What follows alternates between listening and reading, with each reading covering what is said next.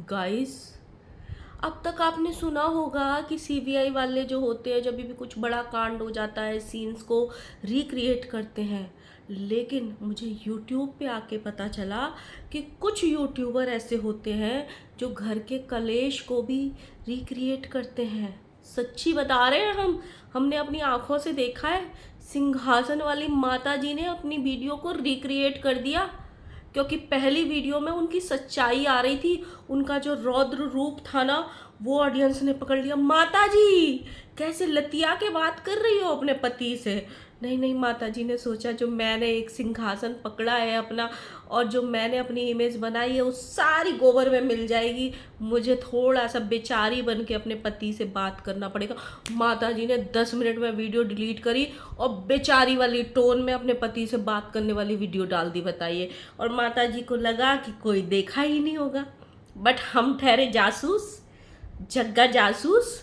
हमारी नज़र वीडियो पढ़ते ही पड़ गई कि माता जी ने कैसे लताड़ा भाई अपने पति को।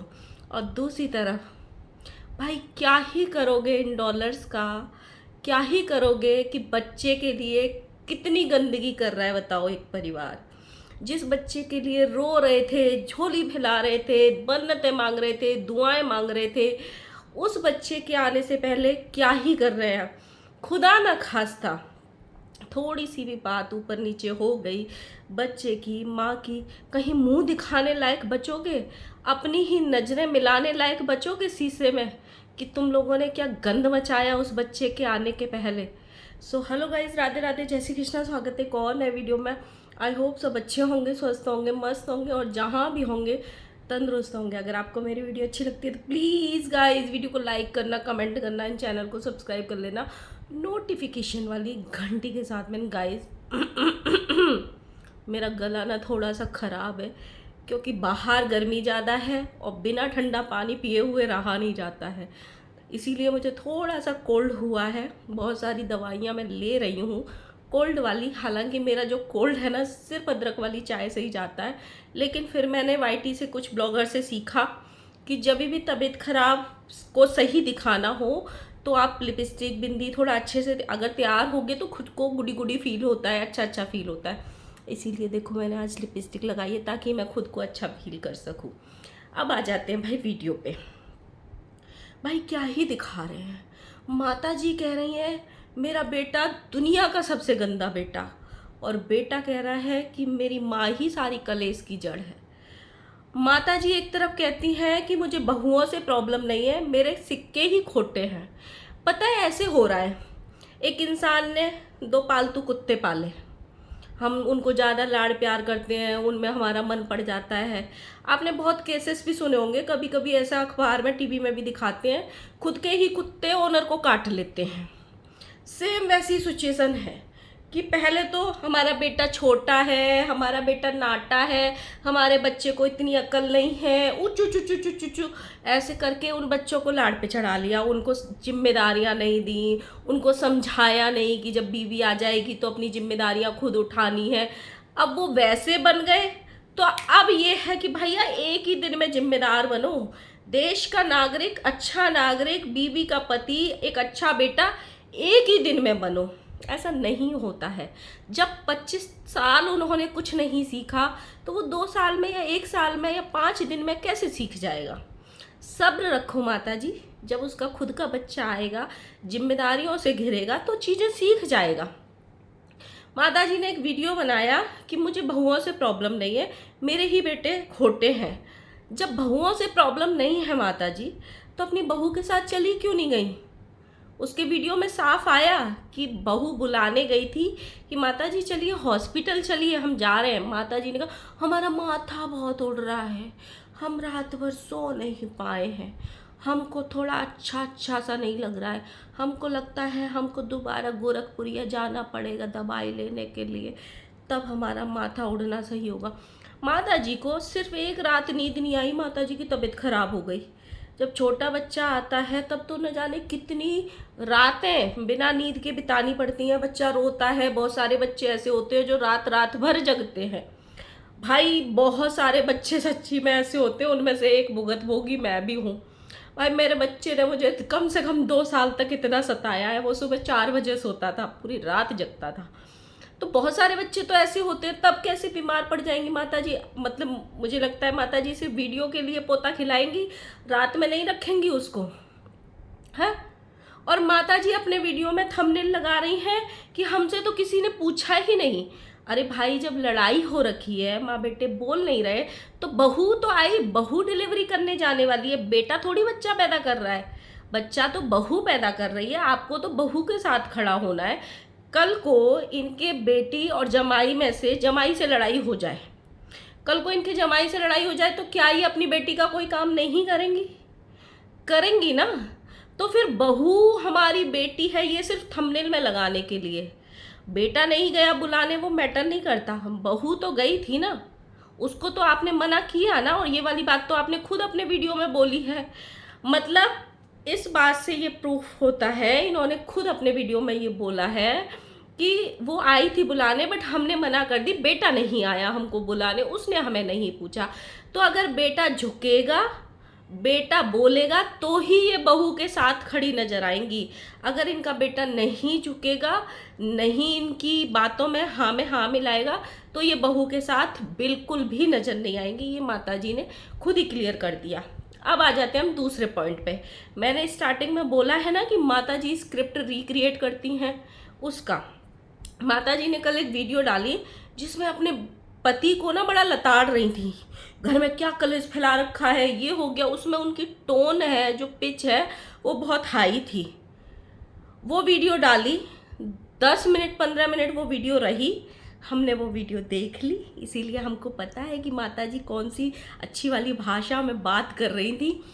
10-15 मिनट में उसमें बहुत सारे कमेंट आए कि आप किस तरीके से बातें कर रही हैं अपने पति से, आप किस तरीके से अंकल से बातें कर रही हैं। 15 मिनट बाद वो वीडियो डिलीट हो गई। अब आप सोचो, आपने कोई भी कन्वर्सेशन करी हो, लाइक घर में किसी से भी करी हो, तो आप रिक्रिएट नहीं करते हो ना उनको। लेकिन माता जी करती हैं व्यूज़ का चक्कर, बाबू भैया, व्यूज़ का चक्कर। जो बीच वाली पूरी कन्वर्सेशन थी, जो अभी पड़ी है उनके चैनल पे, वो पूरी रिक्रिएट करी गई है। माता जी कमरे से आएंगी, चलिए लड्डू के पापा आ गए, सॉरी चलिए लप्पू के पापा आ गए हैं, उनसे आपकी बात करवाते हैं। आप बताइए है लप्पू के पापा, कैसा कैसा चल रहा है, घर में क्या कलेश। वो पूरी टोन ही चेंज कर दी माता जी ने, पहले अलग थी। अच्छा देखना, इन सारी चीज़ों में जो सबसे ज़्यादा परेशान अब नज़र आ रहे हैं ना, वो अंकल नज़र आ रहे हैं। मुझे नहीं पता वो भी स्क्रिप्ट का पार्ट होगा कि नहीं होगा, लेकिन वो थोड़ा सा कंसर्न नज़र आ रहे हैं डिलीवरी को लेके, बहू को लेके। वो बार बार ये बोल रहे हैं, बस मेरी तबीयत ठीक हो जाए, मैं देख लूँगा सब कुछ, मेरी तबीयत ठीक हो जाए, मैंने भंजना को बोल दिया है कि मैं करा दूँगा सब कुछ, तुम टेंशन मत लो। मतलब वो उस बहू को सांत्वना दे रहे हैं, सिंपैथी दे रहे हैं, उसके साथ खड़े होने के लिए बोल रहे हैं कि तुम टेंशन मत लो, मैं हूँ इस घर में। बाकी के माँ बेटे लगे ही पड़े, उनको टेंशन ही नहीं है। बेटे का मैंने आज एक वीडियो देखा जिसमें बेटा खुद बोल रहा है कि मेरी माँ झूठ बोल रही है हर चीज़ को लेके, मैंने फ्लैट अलग होने के लिए मांगा ही नहीं था।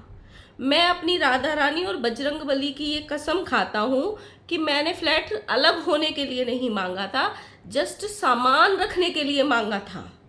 भाई हद है।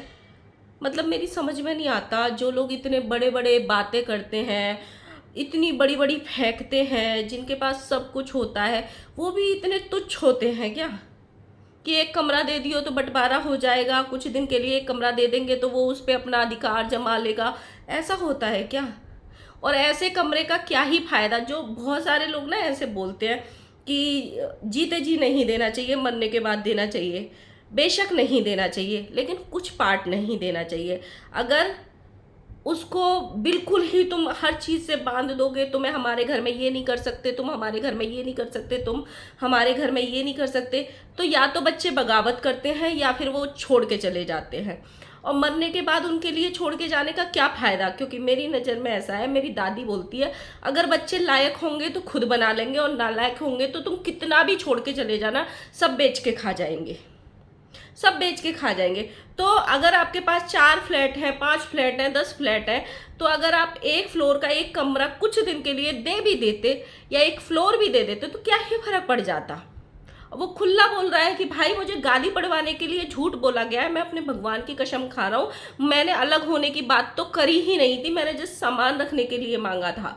और उसमें भी बोला गया कि पूछने नहीं गई, कि उसने ये स्वीकार किया है कि हाँ मैं पूछने नहीं गया, क्योंकि मेरी अगर मैं जाता तो भी बातें बिगड़ ही जाती, मेरी बातचीत नहीं हो रही है, इसीलिए मैंने भंजना को भेजा था कि जाओ तुम पूछ लो। लेकिन वहां से भी उल्टा जवाब ही आया कि हम नहीं जाएंगे, तुम जाके दिखाए आओ डॉक्टर को। तो भाई डिलीवरी बहू की होनी है, बहू पूछने गई है तो वो अपनी जगह सही है ना। फिर आंटी को किसकी डिलीवरी करानी है, बेटे की, कि अगर तू झुकेगा तो ही हम तेरी बीवी की डिलीवरी कराएंगे, नहीं तो हमें तो फिर ये थंबनेल लगाने का क्या फ़ायदा कि 24 घंटे बचे हैं, बहुत कम टाइम है, हमें इसका साथ देना है, हमें इसका साथ देना है, हमें ये करना है। ये सारी चीज़ें क्या मतलब, एक आदर्श फैमिली दिखाओ, 4 दिन बाद हम साथ साथ दिखाओ, आधे से ज़्यादा ऑडियंस यकीन करेगी।